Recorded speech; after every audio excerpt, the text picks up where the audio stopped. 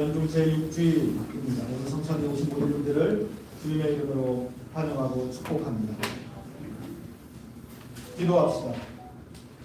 전능하신 하느님, 주님께서는 모든 사람의 마음과 소원을 다 아시며 은밀한 것이라도 모르시는 바 없사오니 성령의 감화하심으로 우리 마음의 온갖 생각을 정결하게 하시어 주님을 진심으로 사랑하고 주님의 거룩하신 이름을 공경하여 찬송하게 하소서. 우리 주 예수 그리스도의 이름으로 기도하나이다. 아멘. 형제자매 여러분, 우리는 이 거룩한 성찬례를 합당하게 드리기 위하여 서로 화목하며 겸손한 마음으로 우리 죄를 고백합시다.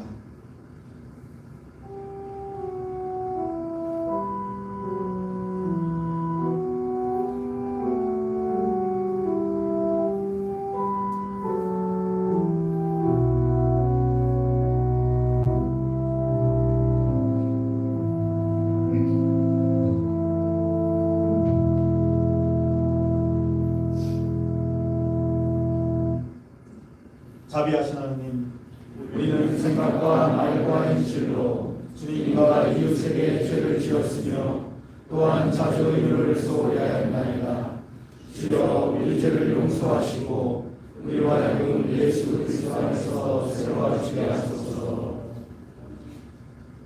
진실로 죄를 고백하는 모든 사람을 용서하시는 전능하신 하느님께서 여러분을 불쌍히 여기시어 예수 그리스도의 공로로 모든 죄를 용서하시고 선행할 힘을 주시어 영원한 생명을 얻게 하소서. 아멘.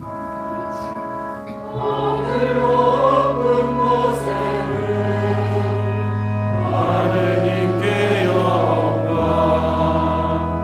땅에서는 그가 사랑하시는 사람들에게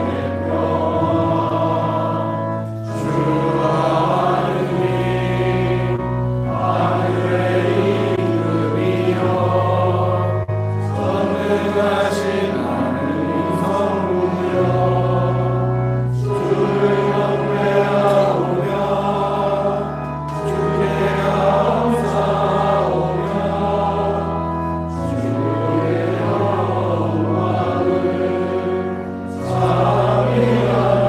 찬미하나이다.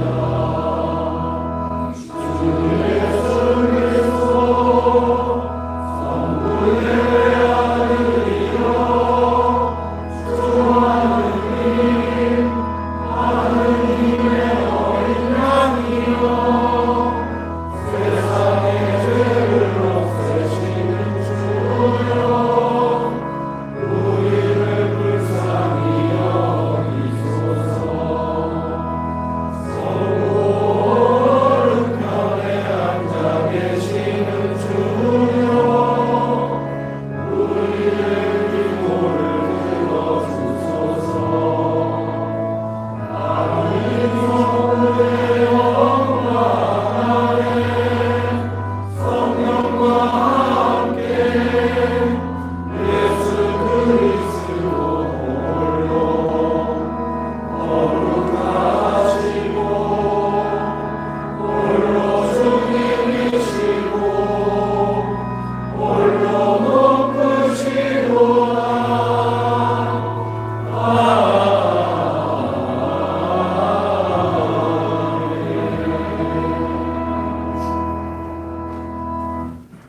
주님께서 여러분과 함께 또한 사제와 함께 하소서. 기도합시다. 전능하신 하느님, 일찍이 계명을 주시어 우리의 삶을 복되게 하셨나이다. 구하오니 우리가 그리스도께서 알려주신 하나님의 법을 마음에 새겨 하나님 나라를 이 땅에 이루게 하소서. 이는 성부와 성령과 함께 한 분 하나님이신 우리 주 예수 그리스도의 이름으로 기도하나이다.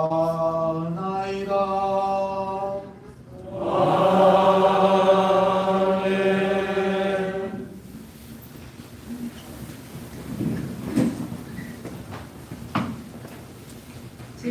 말씀은 신명기 30장 15절부터 20절까지 말씀입니다. 보아라, 나는 오늘 생명과 죽음, 행복과 불행을 너희 앞에 내놓는다. 내가 오늘 내리는 너희 하나님 야훼의 명령에 순종하며 너희 하나님 야훼를 사랑하고 그가 지시하신 길을 걸으며 그의 계명과 규정과 법령을 지키면 너희는 복되게 살며 번성할 것이다. 너희가 들어가 차지하려는 땅에서 너희 하나님 야훼께서 내리시는 복을 누릴 것이다. 그러나 너희 마음이 변하여 순종하지 아니하면 하나님께 추방당하여 다른 신들 앞에 엎드려 그것들을 섬기게 될 것이다. 오늘 나는 너희에게 일러준다. 그리 되면 너희는 반드시 망하리라. 너희가 이제 요르단강을 건너가 차지하려는 땅에서 오래 살지 못할 것이다. 나는 오늘 하늘과 땅을 증인으로 세우고 너희 앞에 생명과 죽음, 복과 저주를 내놓는다. 너희나 너희 후손이 잘 살려거든 생명을 택하여라. 그것은 너희 하나님 야훼를 사랑하는 것이요 그의 말씀을 듣고 그에게만 충성을 다하는 것이다. 그것이 야훼께서 너희 선조 아브라함과 이삭과 야곱에게 주겠다고 맹세하신 땅에 자리 잡고 오래 잘 사는 길이다. 주님의 말씀입니다. 네, 감사합니다.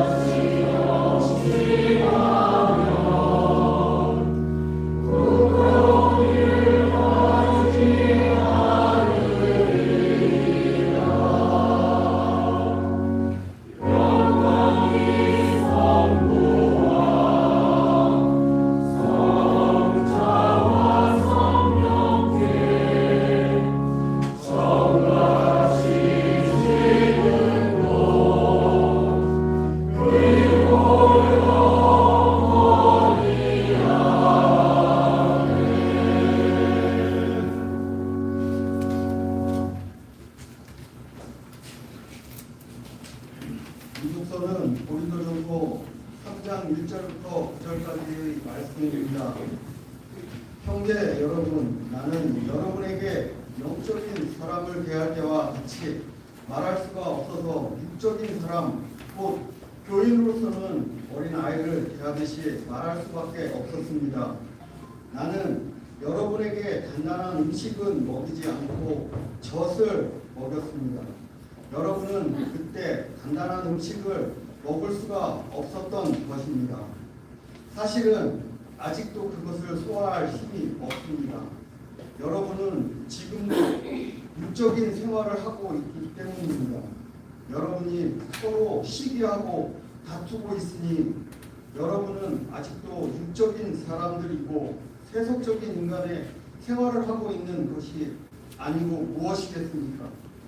여러분이 세속적인 인간이 아니고서야 어떻게 나는 바울로파다 하거나 나는 아폴로파다 하거나 할 수 있겠습니까? 도대체 아폴로는 무엇이고 바울로는 무엇입니까?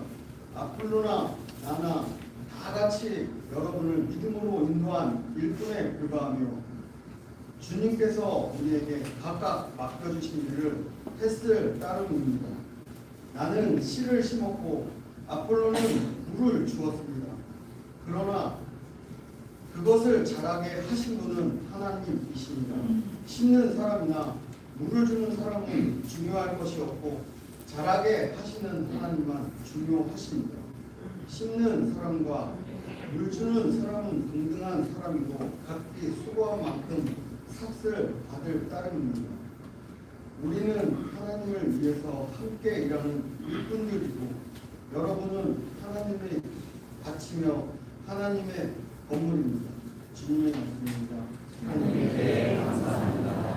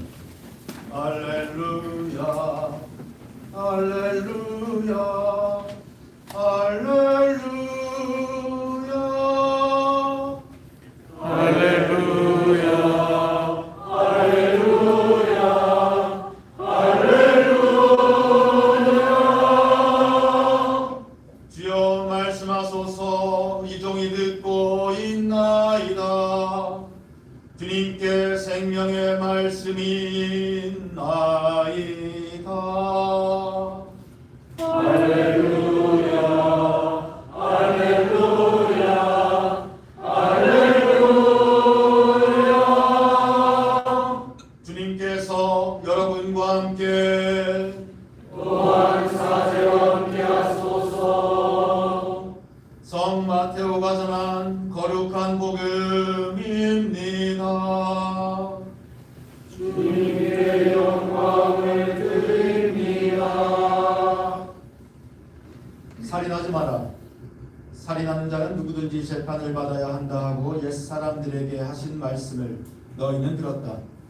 그러나 나는 이렇게 말한다. 자기 형제에게 성을 내는 사람은 누구나 재판을 받아야 하며 자기 형제를 가리켜 바보라고 욕하는 사람은 중앙법정에 넘겨질 것이다. 또 자기 형제더러 미친놈이라고 하는 사람은 불붙는 지옥에 던져질 것이다. 그러므로 제단에 예물을 드리려 할 때 너에게 원한을 품고 있는 형제가 생각나거든 그 예물을 제단 앞에 두고 먼저 그를 찾아가 화해하고 나서 돌아와 예물을 드려라. 누가 너를 고소하여 그와 함께 법정으로 갈 때에는 도중에서 얼른 화해하여라. 그렇지 않으면 고소하는 사람이 너를 재판관에게 넘기고 재판관은 형리에게 내주어 감옥에 가둘 것이다. 분명히 말해준다. 네가 마지막 한 푼까지 다 갚기 전에는 결코 거기서 풀려나오지 못할 것이다. 간음하지 마라 하신 말씀을 너희는 들었다. 그러나 나는 너희에게 이렇게 말한다. 누구든지 여자를 보고 음란한 생각을 품는 사람은 벌써 마음으로 그 여자를 범했다. 오른 눈이 죄를 짓게 하거든 그 눈을 빼어 던져버려라. 몸에 한 부분을 잃는 것이 온몸이 지옥에 던져지는 것보다 낫다. 또 오른손이 죄를 짓거든 그 손을 찍어 던져버려라. 몸의 한 부분을 잃는 것이 온몸이 지옥에 던져지는 것보다 낫다. 또한 누구든지 아내를 버리려면 그에게 이혼장을 써주어라 하신 말씀이 있다. 그러나 나는 이렇게 말한다. 누구든지 음행한 경우를 제외하고 아내를 버리며 이것은 그 여자를 간음하게 하는 것이다. 또 그 버림받은 여자와 결혼하면 그것도 간음하는 것이다. 또 거짓 맹세를 하지 마라. 그리고 주님께 맹세한 것은 다 지켜라 하고 옛사람들에게 하신 말씀을 너희는 들었다. 그러나 나는 이렇게 말한다. 아예 맹세를 하지 마라. 하늘을 두고도 맹세하지 마라. 하늘은 하느님의 옥자이다. 땅을 두고도 맹세하지 마라. 땅은 하나님의 발판이다. 예루살렘을 두고도 맹세하지 마라. 예루살렘은 그 크신 임금님의 도성이다. 네 머리를 두고도 맹세하지만 너는 머리카락 하나도 희게나 범게 할 수 없다. 너희는 그저 예 할 것은 예 하고 아니요 할 것은 아니요만 하여라. 그 이상의 말은 악에서 나오는 것이다. 주님의 복음입니다. 그리스도를 섬기옵니다.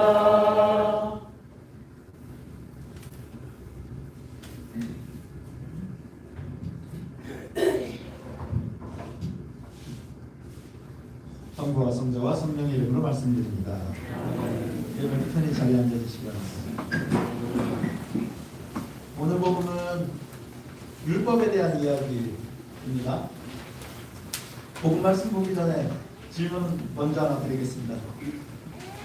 율법을 지켜야 합니까? 아니면 이제는 지키지 않아도 되는 겁니까? 지켜야 합니다. 지키지 못해서 어떻게 하죠? 그럼 여러분 율법하면 어떤 생각이 먼저 떠오르십니까? 또는 율법하면 어떤 인물 또는 뭐 그룹이 먼저 생각나십니까? 성서 속 어떤 사건들이 먼저 떠오르십니까? 아마도 율법하면 제일 먼저 떠오르는 이미지는 완고하고 경직되고 형식적인 것에 집착하고 자신의 의의를 드러내는 교만 그리고 위선 등이 가장 먼저 떠오르지 않을까 생각합니다. 율법하면 떠오르는 인물 또는 그룹도 바리사이파 또 율법학자들이 떠오릅니다. 또 율법하면 생각나는 성서 속 이야기 뭐가 떠오르십니까? 안식일에 병을 고쳐주는 예수님과 그러한 예수님을 보고 왜 안식일법을 어기냐며 예수님을 공격하는 장면들이 떠오릅니다. 안식일법뿐만 아닙니다. 예수님께서는 함부로 접촉해서는 안 되는 죄인들과 이방인들과도 어울리시면서 정결법 역시 어기십니다. 예수님께서 율법을 어기시는 장면은 성서에 정말 많이 나오고 있습니다.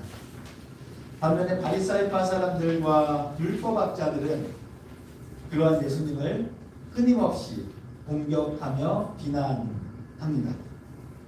그래서 우리들에게 율법은 부정적인 이미지가 훨씬 더 큽니다. 율법적이다 라는 말을 들으면 어떻습니까? 절제와 금욕 속에서 올바로 살아가려고 노력하는 경건한 태도보다는 매우 경직되고 융통성 없는 맹목적인 고집스러움이 먼저 떠오릅니다. 안식일 논쟁과 같은 이야기 이외에도 그리스도교의 구원론 역시 율법에 대해서 그다지 우호적이지 않게 만듭니다. 구원은 우리의 노력과 공로로 이루어지는 것이 아니라 전적으로 하나님의 은총으로 이루어지는 것입니다. 구약시대에서는 율법을 철저하게 지켜내는 공로와 의로움으로 구원에 이룰 수 있다고 여겼다면 예수님의 시대의 구원은 율법을 통하는 것이 아니라 전적으로 하나님의 은총입니다. 그래서 율법은 이제 구시대의 산물이 되어버렸습니다. 자, 그럼 예수님께서는 율법에 대해서 뭐라고 말씀하셨을까? 당신 스스로 그렇게 많이 율법을 어기셨기 때문에 당연히 율법은 지키지 않아도 된다고 말씀하셨을까? 오늘 복음이 마태복음 5장 21절부터인데요. 오늘 복음에서 예수님께서 율법에 대한 여러 가지 말씀을 하시는데 그 이전에 오늘 복음 바로 앞에 있는 부분에 예수님께서 당신의 율법에 대한 생각을 밝히시는 장면이 오늘 복음 바로 앞에 있습니다. 그 부분 먼저 보겠습니다. 5장 17절부터 말씀인데요. 내가 율법이나 예언서의 말씀을 없애러 온 줄로 생각하지 말아라. 없애러 온 것이 아니라 오히려 완성하러 왔다. 분명히 말해두는데 천지가 없어지는 일이 있더라도 율법은 1.1획도 없어지지 않고 다 이루어질 것이다. 잘 들어라. 너희가 율법학자들이나 바리사이파 사람들보다 더 옳게 살지 못한다면 결코 하늘나라에 들어가지 못할 것이다.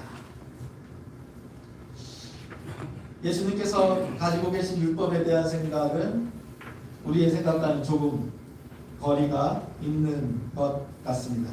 우리 예수님께서 오심으로 율법의 시대는 끝이 나고 율법을 대체하는 새로운 시대, 사랑과 은총의 시대가 온 것으로 생각하는데, 예수님께서는 율법을 없애러 오신 것이 아니라 오히려 완성하러 오셨다고 말씀하십니다.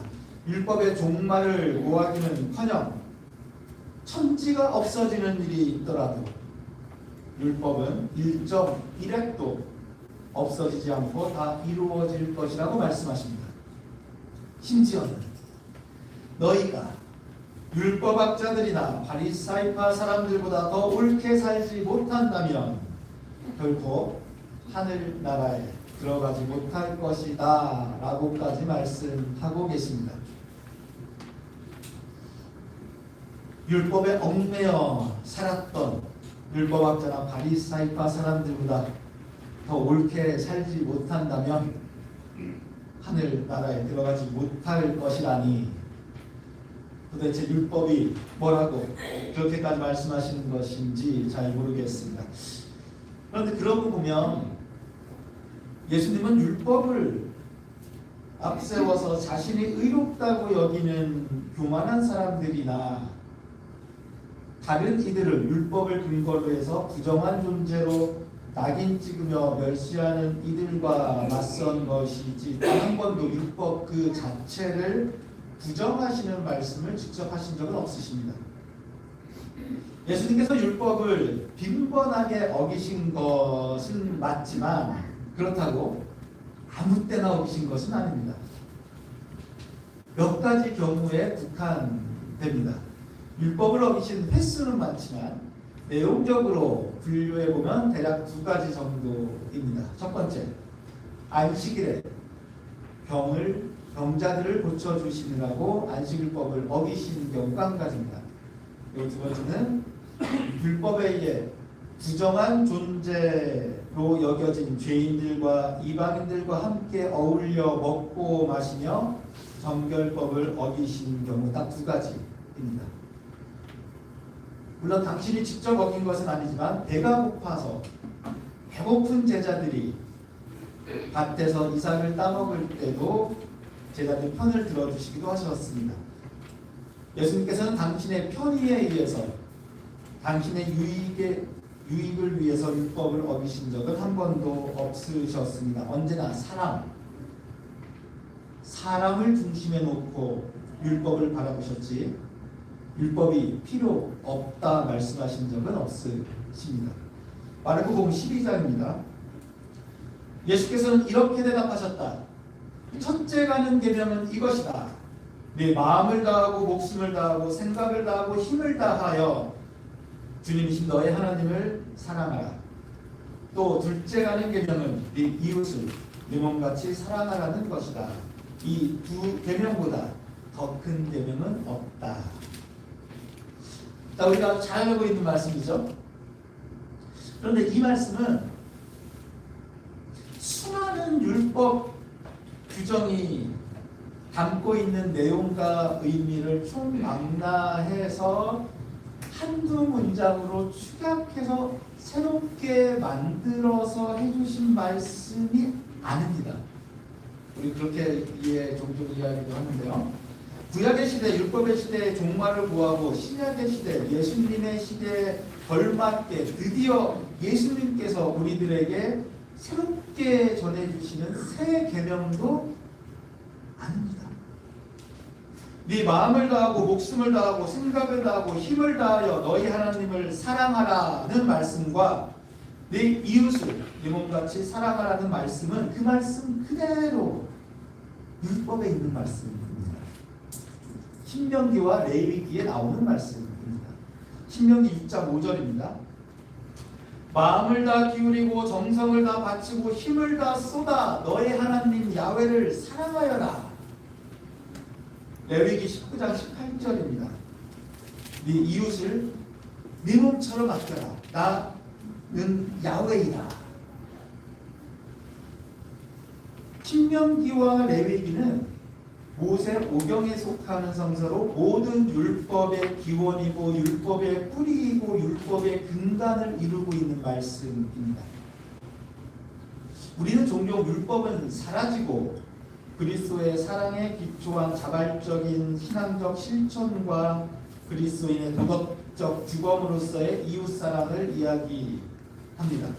이웃사랑을 사라져버린 율법을 대체하는 새로운 계명이라고 생각합니다. 그런데 성서에서 말하고 있는 네 이웃을 네 몸처럼 사랑하여라는 도덕 규범이 아니라 명백한 율법입니다. 법입니다. 법과 도덕은 엄연히 다릅니다. 사회에도 헌법이 있고 법률이 있습니다. 법 체계가 있습니다. 상위법이 있고 하위법이 있습니다. 상위법이 하위법보다 우선합니다. 헌법이 법률보다 우선합니다. 예수님께서 하나님을 사랑하고 이웃을 사랑하는 것을 첫째 계명과 둘째 계명이라고 말씀하신 것은 이 두 율법을 다른 모든 율법 중에서도 가장 높은 율법, 마치 헌법과 같은 지위에 놓으신 것입니다. 다른 율법보다 우선하는 것입니다. 예수님은 정결법도 안식법도 존중하셨습니다. 단지 율법 중 가장 큰 계명인 하나님 사랑과 이웃 사랑의 계명과 충돌할 때만 어김없이 상위법인 하나님 사랑과 이웃 사랑의 법을 가장 먼저 우선하셨던 것뿐이셨습니다. 오늘 본문 말씀은 율법을 없애러 온 것이 아니라 율법을 완성하러 오셨다는 예수님께서 모든 율법 중에서도 가장 상위법인 이웃사랑의 수준으로 한 단계 끌어올리는 말씀입니다. 오늘 복음 말씀 보겠습니다. 살인하지 마라. 살인하는 자는 누구든지 재판을 받아야 한다고 옛사람들에게 하신 말씀을 너희는 들었다. 그러나 나는 이렇게 말한다. 자기 형제에게 성을 내는 사람은 누구나 재판을 받아야 하며 자기 형제를 가리켜 바보라고 욕하는 사람은 중앙법정에 넘겨질 것이다. 율법이 금지하고 있는 것은 살인이었습니다. 아무리 상대에게 화를 내도 욕을 해도 저주를 해도 살인만 하지 않으면 율법을 어긴 것은 아니었습니다. 그런데 율법을 완성하러 오신 예수님은 형제에게 화를 내는 것을 금하고 계십니다. 형제에게 바보라고 욕하는 것을 금하고 계십니다. 화만 내도 욕만 해도 법정에 넘겨질 것이라 말씀하십니다. 왜 법정에 넘겨질 거라고 말씀하십니까? 법을 어긴 것이기 때문에. 욕을 하고 화를 내는 것은 도덕과 인격의 문제가 아니라 율법을 어긴 것입니다. 제단에 예물을 드리려 할 때 너에게 원한을 품고 있는 형제가 생각나거든 그 예물을 제단 앞에 두고 먼저 그를 찾아가 화해하고 나서 돌아와 예물을 드려라. 때에 따라 절기에 맞게 제단에 예물을 빠짐없이 드리면 율법을 준수하는 것이었습니다. 예물을 드리는 것만으로 충분했었습니다. 그런데 율법을 완성하러 오신 예수님은 예물을 바치기 전에 원한을 품고 있는 형제가 있으면 먼저 화해하고 난 후에 그 다음에 예물을 드리라 말씀하십니다. 아무리 제단에 예물을 드린다 한들 누군가에게 원한을 품고 있는 마음으로 드리는 제물은 소용없다는 것입니다. 율법에 어긋난다고 말씀하십니다. 누군가에게 원한을 품고 화해하지 않고 용서하지 않는 것은 인격이나 성품의 문제가 아닙니다. 율법을 어기고 있는 것입니다. 간음하지 마라 하신 말씀을 너희는 들었다. 그러나 나는 너희에게 이렇게 말한다. 누구든지 여자를 보고 음란한 생각을 품는 사람은 벌써 마음으로 그 여자를 범했다. 가늠만 하지 않으면 율법을 어기지 않고 잘 준수한 것이었습니다. 하지만 율법을 완성하러 오신 예수님은 겉으로 그 행위가 드러나지 않는다 하더라도 마음속에서 이미 일어나고 있는 상대의 인격과 존엄성을 훼손하는 행위도 금지하십니다. 누군가의 인격과 존엄성을 훼손하고 사람을 상대와 대상화시키는 것은 윤리의 문제가 아닙니다. 율법을 어기고 있는 것입니다. 저는 우리들이 좀 더 율법적이었으면 좋겠습니다. 이웃을 사랑하라는 것은 하나님의 법입니다. 용서하라는 것은 하나님의 법입니다. 하나님 앞에 예물을 드리기 전에 먼저 화해하라는 것은 하나님의 법입니다. 우리의 구원은 하나님의 은총입니다. 맞습니다. 우리의 구원은 전적으로 하나님의 은총입니다. 그런데 그렇다고 누가 하나님의 법을 지킬 의무가 사라졌다고 했습니까? 하나님의 은총은 우리에게 구원을 주셨지 하나님의 법을 지킬 의무를 면제해 주지는 않았습니다. 그리스도인으로서 우리가 지켜야만 하는 하나님의 법을 어느 순간부터 기독교 윤리와 도덕과 인격의 문제로 받아들이면서 하나님 나라에서 살아가는 하나님 나라의 시민으로서 당연히 지켜야만 하는 하나님의 법을 너무 가볍게 여기고 있는 것은 아닌지 모르겠습니다. 내가 율법을 없애러 온 줄로 생각하지 말아라. 오히려 완성하러 왔다. 천지가 없어지는 일이 있더라도 율법은 1획도 없어지지 않고 다 이루어질 것이다. 예수님은 율법을 완성하러 오셨습니다. 앞서 드렸던 질문 다시 한번 드리겠습니다. 율법을 지켜야 합니까? 이제는 안 지켜도 됩니까? 지켜야 합니다. 우리 모두 율법주의자가 되었으면 좋겠습니다. 완고하고 경직되고 고집스러우리만큼 이웃을 사랑하고 내가 먼저 용서하고 서로 화해했으면 좋겠습니다. 그것이 우리가 반드시 지켜야만 하는 하나님의 법입니다. 교우 여러분 모두 하나님의 법을 잘 지키는 하나님 나라의 1등 준법 시민이 되시길 율법을 완성하러 이 땅에 오신 주님의 이름으로 축원드립니다. 성부와 성자와 성령의 이름으로 말씀드리겠습니다.